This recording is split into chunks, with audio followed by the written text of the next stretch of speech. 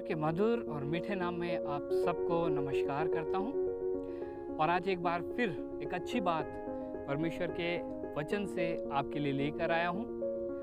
अय्यूब, आपने और मैंने बहुत इसका नाम सुना होगा और बहुत बार हम इसका जिक्र करते हैं। इसकी बातें आपको और मुझको आशीष देती है। अय्यूब 9वां अध्याय और उसकी 32, 33 और 34 जो पद हैं, इनको आपके बीच में रखना चाहूँगा। और यहाँ पे लिखा हुआ है 32 में, क्योंकि वे मेरे तुल्य मनुष्य नहीं। अय्यूब कहता है, और किसके लिए कहता है? सर्वशक्तिमान परमेश्वर के लिए कह रहा है, सृष्टिकर्ता परमेश्वर के लिए कह रहा है, जिसका नाम अद्भुत है। वो न्यायी परमेश्वर है, धर्मी परमेश्वर है, पवित्र परमेश्वर है, स्वर्गों का परमेश्वर है, सनातन का परमेश्वर है, वो अद्वैत परमेश्वर है। उसका वर्णन हमारे शब्दों से बाहर है। उसके लिए कह रहा है, अय्यूब कह रहा है, क्योंकि वह मेरे तुल्य मनुष्य नहीं। परमेश्वर के लिए कह रहा है कि वो आपके और मेरे जैसा मनुष्य नहीं। कई बार आप और मैं परमेश्वर के साथ इस प्रकार का बर्ताव कर लेते हैं कि वो मनुष्य है। कई बार हम जिस प्रकार से मनुष्य को खुश करने का प्रयास करते हैं, उसी प्रकार से परमेश्वर को प्रसन्न करने का प्रयास करते हैं। लेकिन अय्यूब ने अपने अनुभव से, अपनी बातों से, अपने दुख से, अपने सुख से, हर एक बात से एक बात जानी है कि वो मेरे तरह मनुष्य नहीं है। मैं उससे वाद विवाद कर ही नहीं सकता। वो मेरे तरह मनुष्य नहीं है कि घूस देने से खुश हो जाए। कई बार आप और मैं परमेश्वर को इसी प्रकार से जान करके, परमेश्वर को हल्का मान करके और कुछ कामों को करते हैं। कई बार हम इतना दान करने की कोशिश करते हैं कि शायद हमारे अपराध हो जाए, परमेश्वर हमें क्षमा कर ले। कई बार हम इस प्रकार का व्यवहार करते हैं, हम इतनी कैंडल जलाएंगे कि परमेश्वर प्रसन्न हो जाएगा और हमारे अपराध क्षमा कर देगा।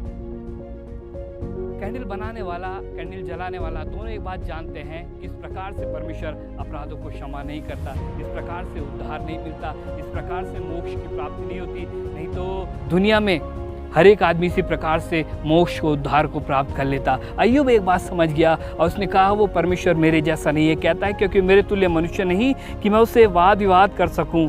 और ये अपनी पीड़ा को दिखा रहा है, अपने दर्द को दिखा रहा है। अगर इस समय आपको अय्यूब के बारे में पता होगा, 9वें अध्याय में अय्यूब पीड़ा में है, कष्ट में है। एक दिन में इसकी सारी संपत्ति खत्म हो गई, इसका सारा धन लुट गया, इसकी सारी ज़मीन जायदाद चली गई, इसके सारे के सारे बच्चे मर गए और अब तो शरीर में भी पीड़ा है। शरीर में घाव है, फोड़े हैं और टाट लेकर के राख के ऊपर बैठ गया है और एक कपड़े से ठीकरा लेकर अपने को खुजला रहा है। शरीर भी अच्छा नहीं है। इस हालत में अय्यूब के पास दुख है, अय्यूब के पास पीड़ा है। वो समझ नहीं पा रहा है, क्यों परमेश्वर ने आज मेरे साथ ऐसे कर दिया, मुझे इस हालत में ला गया। कई बार आप और मैं परमेश्वर की भेद की बातों को समझ नहीं पाते।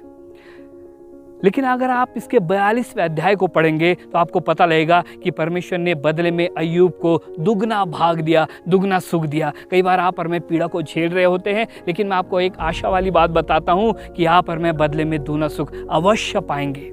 और यहाँ पे लिखा हुआ है, क्योंकि वह मेरे तुल्य मनुष्य नहीं कि मैं उससे वाद विवाद कर सकूं और हम दोनों एक दूसरे से मुकदमा लड़ सके। नहीं, मनुष्य परमेश्वर से मुकदमा नहीं लड़ सकता और ना परमेश्वर मनुष्य के पास आकर के उससे बातचीत कर सकता है, क्योंकि दोनों के बीच में एक गहरी खाई है। अय्यूब एक पीड़ा कह रहा है कि मेरे पास ऐसा कोई नहीं है, मैं तो परमेश्वर के पास जा नहीं सकता, परमेश्वर मेरे पास आ नहीं सकता, कि मैं ऐसा नहीं कि मैं उससे मुकदमा लड़ सकूं। और 33वीं आयत में कह रहा है कि हम दोनों के बीच कोई बिचवैया नहीं है। अय्यूब एक बात जानता है कि कोई मध्यस्थ करने वाला आए, कोई बीच वाला मनुष्य आए, कोई ऐसा आए जो परमेश्वर भी हो और मनुष्य भी हो। कोई तो ऐसा हो जो परमेश्वर तक मेरी बात पहुंचाए और परमेश्वर की बात मुझ तक पहुंचाए। अय्यूब की पीड़ा है। लेकिन मैं आपको एक आशा वाली बात बताऊं, आज आपके और मेरे पास ये पीड़ा नहीं है, ये दुख नहीं है, क्योंकि उसी परमेश्वर ने अपने एक लौते बेटे को भेज करके और उस यीशु मसीह पर विश्वास करके आज आपकी और मेरी पहुंच परमेश्वर तक हो गई और उस परमेश्वर की पहुंच आप तक और मुझ पर हो गई। जब कोई बिचवैया नहीं था, कोई मध्यस्थ करने वाला नहीं था,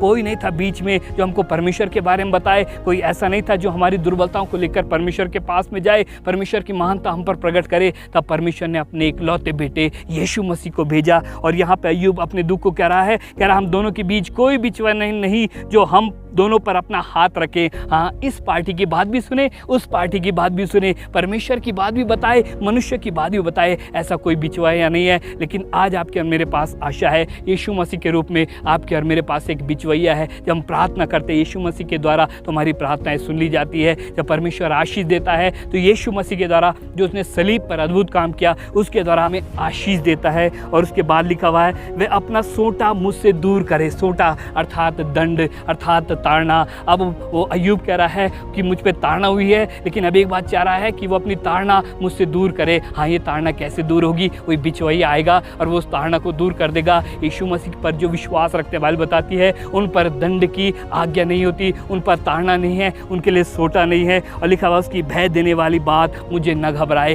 कई बार आप और मैं घबराते हैं, परमेश्वर कैसा होगा, कैसा उसका स्वरूप होगा, जब वो न्याय करने आएगा, जब वो दंड देने आएगा, किस प्रकार से बातें होंगी, किस प्रकार से मनुष्य नरक को भोगेगा। लेकिन बात अय्यूब कह रहा है कि उसकी भय देने वाली बात अब मुझसे दूर रहे। मैं धन्यवाद करता हूँ यीशु मसीह के द्वारा वो भय देने वाली बात आपसे और मुझसे दूर हो गई है। जिन्होंने यीशु मसीह पर विश्वास किया है, आपने और मैंने जिन्होंने यीशु मसीह पर विश्वास किया है, अब आपके पास भय नहीं है, आपके पास आनंद है, आपके पास दुख नहीं है, आपके पास खुशी है, आपके पास डर नहीं है। आप अब निर्भय हो गए हैं, क्योंकि हम एक बात जानते हैं, जिन्होंने यीशु मसीह को ग्रहण किया है उसने अर्थात परमेश्वर ने उन्हें अपनी संतान होने का अधिकार दिया है। परमेश्वर आप सबको आशीष दे।